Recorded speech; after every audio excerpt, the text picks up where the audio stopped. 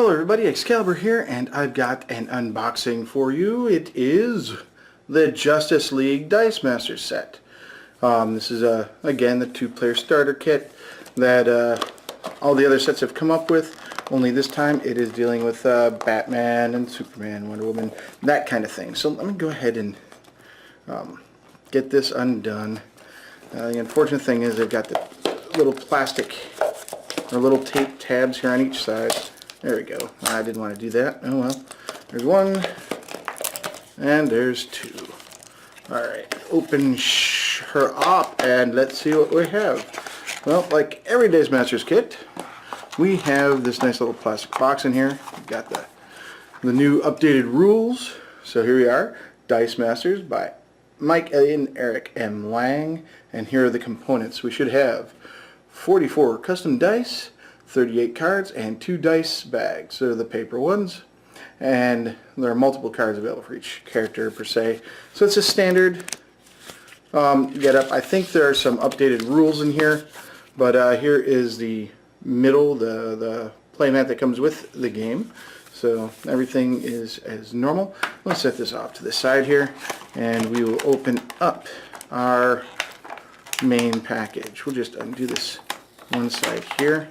There's a lot of tape in this, keeping it all together. So to make it easy on ourselves, we do it like so, and then we can just pull this away. There we go. Dice escaping everywhere. So we have our sidekick dice. I've already opened up one box of this stuff to play with it. There's our silica gel, and I have discovered something. Here are the basic action dice. And let me just make sure that they are all set up at the appropriate sides. It doesn't matter if they're in bang or double bang. That's what I'm calling them, burst or double burst. But if you take a look, they actually represent their colors now. They are not washed out. They're not dingy. They are not scraped off. You can tell the red, the purple, the blue, and the green. Guess what is going to be replacing my sets that I have for my other Dice Master sets. Look at that. Those are very, very pretty, very clear. This still has a little bit of an orange tint to it, but it's still red. I still think, WizKids, you should replace the white dice with the color of what it's supposed to be. Green dye with an engraved white or black. Blue dye, purple dye, red dye. There are far more colors in the dice that better match the differentiation cards better than the inks that you have here. So here we go. We'll just pull those all out of the way.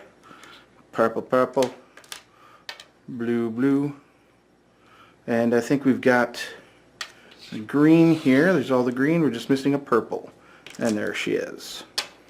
Okay, and then here are the 16 sidekick dice that come with a two-player set. We'll set those off to the side. We now have a bunch of other heroes. We've got Wonder Woman, as you can tell by the Wonder Woman symbol from her costume.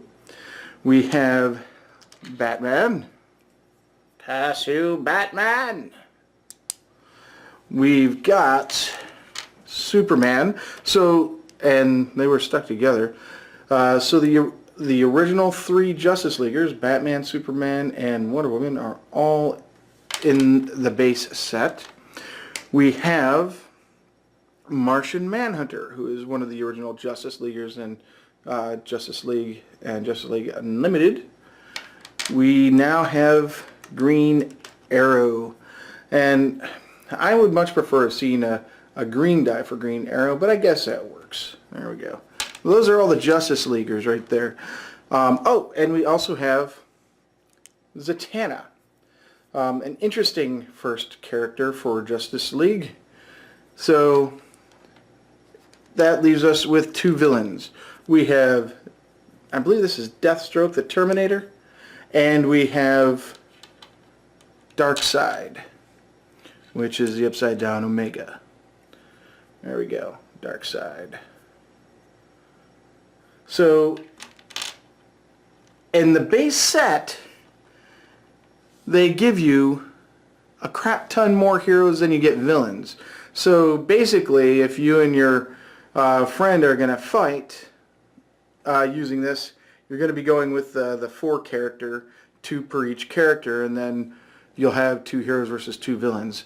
But it probably would have been better off if it had been 4 heroes and 4 villains, because these could have easily been characters that fought the other. So if you got rid of this here, you put Superman versus Darkseid, Batman versus the Joker, Wonder Woman versus Cheetah, and then Martian Manhunter versus whatever his nemesis is. I don't know. I can't remember. I'm not a big DC fan, so I don't know the characters' main enemies. But there you go. Those are the characters in the main set.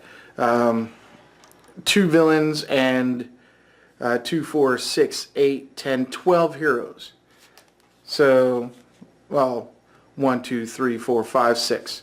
6 villains. We get the standard Tyvek paper bags, blah, blah, blah. We can use that for filler somewhere. How about we just put that back in the plastic box, which is going to go into the main cardboard box. And then we have ourselves this. Now, what's pretty funny is we now have the nice blue cards, and you can see it better here. So this is blue, and without the color correction in the camera, it looks a little bit grayish. But there's the blue, the green, the purple, and the red, and they actually match their colors now. So that is awesome. You have another checklist, and it's on a card this time. The D&D one is on paper, which makes me wonder what's going on. And we have our characters now. So there's the Batman, of course. We've got 3 of each. Yep, it's Deathstroke. And then Green Arrow, Martian Manhunter, Superman, Wonder Woman, and then Zatanna.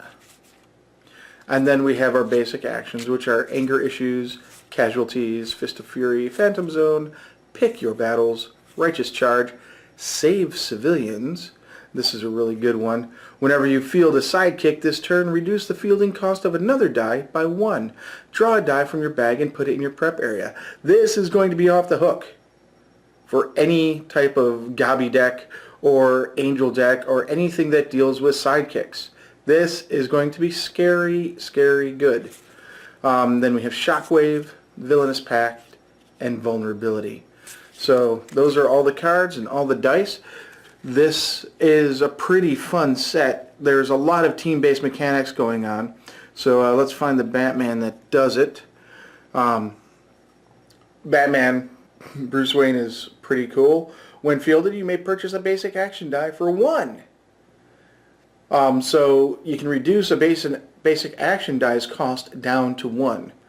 His 4, if Batman must attack, if any villains are active, that's fine. But this is 1. And a new keyword, Retaliation. If an affiliated character is KO'd, deal 1 damage to an opposing character. So while Batman is active, whenever you field a different Justice League character, gain a life. This is your life gain card. This is your ping your player. So what you do is you get low-cost Justice Leaguers like Blue Beetle or Atom or whatever, and you have Batman out to get you life and damage your opponent. And that is the way it goes. Either they let your guys through or they take the damage. Which do you want, dudes? 1 damage from KR or 1 damage from Batman, you know? So Retaliation is a new one. They've got Overcrush as one of the keywords in this set as well. Overcrush is like Trample from Magic the Gathering. When a character is blocked, any excess damage that goes over the toughness of the blocking character goes to the opponent. So if your sidekick, your 0-1 sidekick here, your 1-1, is blocking Superman, set it as 7-7, which is as high as he goes, I think. Nope, 8-8. So you have your 1-1 sidekick blocking this 8-8 Superman, you're going to get 7 damage through to the opponent. That's how Overcrush works.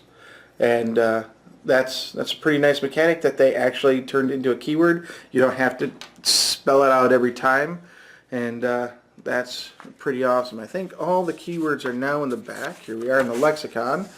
It tells us about the affiliations, the actions, and everything like that. Overcrush is listed there. Regenerate and Retaliation are listed there. Spin and a whole bunch of things. So I think some of the FAQs or facts, if that's how you pronounce it, that have been going up about the other Dice Masters cards have been integrated into this. And we also have a surefire when you can use globals effect. So you have your clear and draw now, your roll and re-roll, and then your main step. And during your main step, both players can use global abilities. So the active player uses as many global abilities as he wants, and then the opponent uses as many globals as they want, and it keeps going back and forth until both have stopped. Now then you have your attack step, and you select your attackers, resolve effects that occur due to attacking, then you assign blockers, then you use your action dice, and then both players can use global abilities. And then finally you assign and resolve damage, resolve effects that occur due to damage or knockout, and then finally cleanup. So you now have a list of exactly when you can use globals. And this here I believe you can use globals at any time in the main step and at any time in the attack step, and then it passes on to the opponent for them to do it as many times they want, and so on and so forth. So I think during each of these steps you can use global abilities. I'll double check that, but if it's anything like the main step, you can field and purchase in any order you want, and at the end of the step you move unfielded characters to the use pile, and then here in the attack step I think you can select attackers, then do globals, assign blockers, globals, action dice, globals, assign and resolve damage, and then global.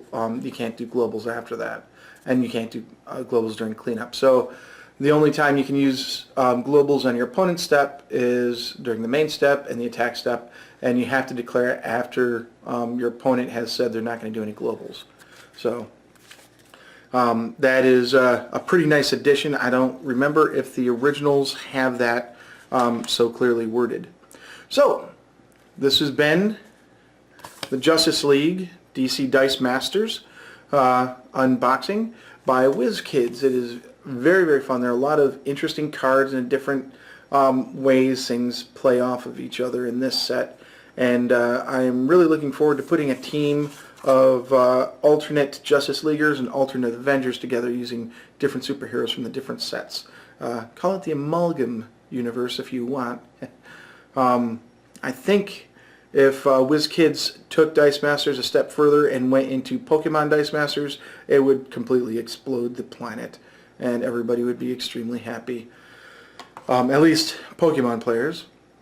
In any case, enjoy playing games, enjoy playing Justice League Dice Masters, or any Dice Masters really. It's a really fun game. 2 people can play with one starter set. It's not the most expansive way to do it, but you can do it.